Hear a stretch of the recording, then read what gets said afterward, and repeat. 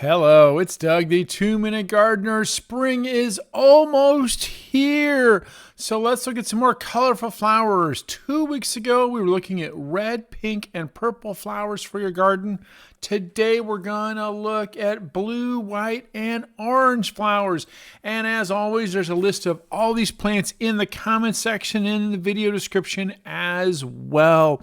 All kinds of perennials and annuals, shrubs, all kinds of things to give you lots of ideas to get some color in your landscape this spring. So let's get cracking. First up are the blue flowers. All right, so some tough ones. Agapanthus, they don't get much tougher than that. Brunera, not Brunella. And Ceanothus. Now, Ceanothus is a wonderful California native. Lots of varieties, as you're going to see later in this video. And, of course, lavenders. Those Himalayan blue poppies are really, really pretty.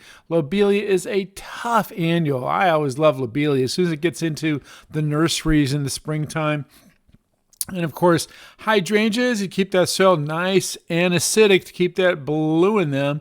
Really, really important for those hydrangeas to have nice acidic soil. Make sure you feed them with a high acid plant food. Lavender, there's that friendly lavender. You'll see another shot of it in just a second. And of course, rosemary, one of the toughest plants around. Lots of different versions of rosemary, as you've seen in my rosemary video. I love rosemary. It's tough, great for cooking, and it's also great for early season color. Really great. Here's some other ones. Another type of Ceanothus at Yankee Point.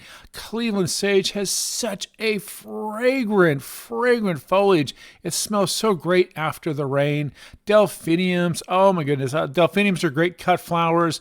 Floss flower is a beautiful annual, several different colors there. There's the big fern leaf lavender, so you can kind of see what the bush looks like. Really interesting. And germander sage, one of the truest blues of all the ones. Delphiniums again, lots of fun links for delphiniums in the comment section.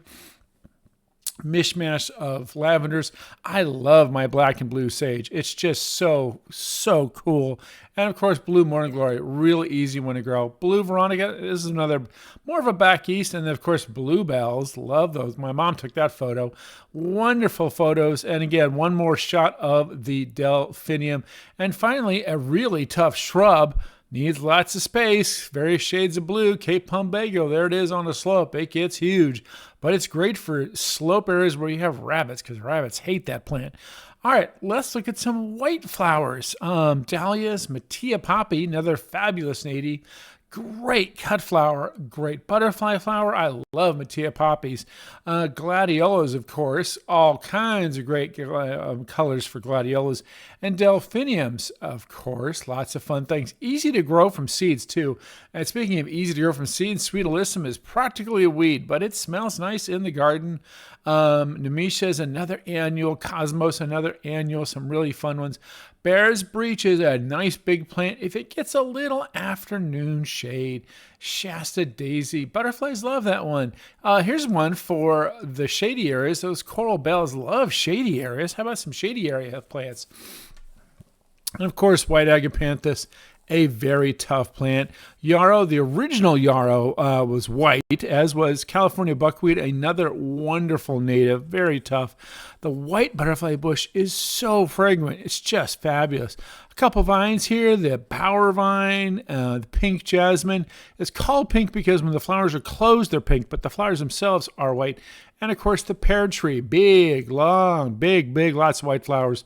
The bronze loquat, a little smaller, and the original strawberry tree, the flowers are white if it is more of the shrub than the tree, but it's still called a strawberry tree.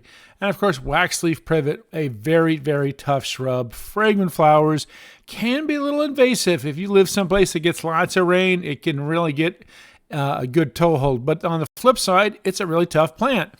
And of course, all the various camellias come in lots of colors. Here's some of the white ones. Again, links in the comment section. New Show's Gem is probably the most popular of all of those camellias. Lots of ones. These are all from my mom's garden. She loved all her camellias. Just wonderful. And of course, there's a few roses that are white. Icebergs are really, really tough. Probably the toughest of all the white roses out there. Here's a few other ones. And of course, Lady Banks is one of the oldest, biggest roses. Great for slopes. Big vine. One of the more classic ones is Pope John Paul II. And so those are some of the white flowers. So let's move on to orange flowers. Oh my goodness. Hummingbirds love orange flowers. Bees love orange flowers because that's this color spectrum they can really see. So if you want to get some hummingbirds in your garden and butterflies and bees, I really recommend these orange flowers. Bird of Paradise is a wonderful, wonderful cut flower. The California fuchsia. Oh, look at those tubular flowers. Great hummingbird plant. The kaffir lily, also known as Calivia, that's a great one for under trees and shady areas. And another California native, sticky monkey flowers, a wonderful one for some hummingbirds. Hibiscus, of course, and dahlias. Those are legendary cut flowers. Kangaroo paws come in several colors, including orange. Marigolds are another wonderful annual, really great. They're also pretty good for bug control. Cape honeysuckle, another great hummingbird plant. And the California poppies, kind of a yellowy orange. Oh, there's a pomegranate bush. I love pomegranates, as you've seen in my popular pomegranate video. Pomegranates are a fabulous, fabulous shrub, and they're so tasty. Once you get the seeds out, you just pop those seeds in your mouth. They're just yummy. Make sure to check out that video link on how to eat a pomegranate. Aloes in general are all going to be orange flowers. And again, aloes are very, very drought tolerant and fire resistant.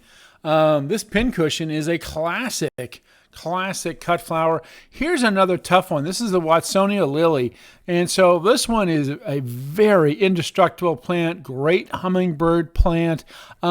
Decent cut flower, not the best of the ones on this list, but it's a great hummingbird plant, and it's so easy to dig and divide. Basically, every 3 years, you dig it up and divide it, stick it in the ground, and it dies to the ground in the summertime. It comes roaring back in the winter, flowers in early spring. Here's some wonderful roses that kind of fit in that orange spectrum. Really, really beautiful. And again, links and all for all these plants in the comment section. Bearded irises are really fun as well. Pumpkin patch is one of my favorite. I love that one. Here's my Tuscan Sky. It's probably one of my 3 favorite roses because it's just so beautiful. It has these very shades of orange, like the setting sun. And of course, Canna Lily, if you're going for that tropical look, just really gorgeous to look at.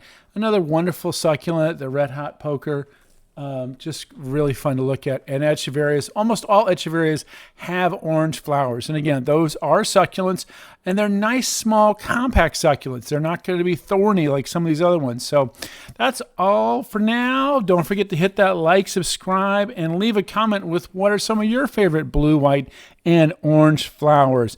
Well, thanks so much for watching, and good luck with your landscape project. This is Doug, the 2-Minute Gardener, saying thanks for watching.